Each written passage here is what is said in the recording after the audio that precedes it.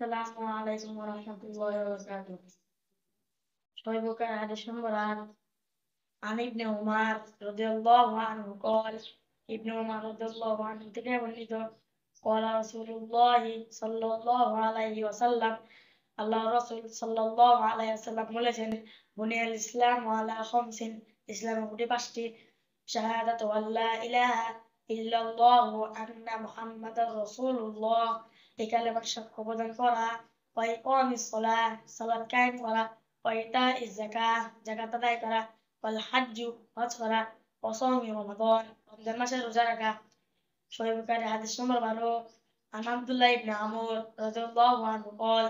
আব্দুল্লাহ ইবনে আমর রাদিয়াল্লাহু আনহু থেকে বর্ণিত আন্না রাজুলান এক ব্যক্তি সালাম নাবিয়্যা আমাদের নবীকে জিজ্ঞেস করলো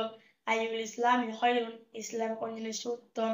কলা তিনি বললেন তুতিমুত তাআম তুমি খাদ্য খাবে ওয়া সালাম এবং এবং সকলকে সালাম দিবে আলা মান আরাফতা যাদেরকে চেনো ওয়া মান লাম তারিফ এবং যাদেরকে চেনো না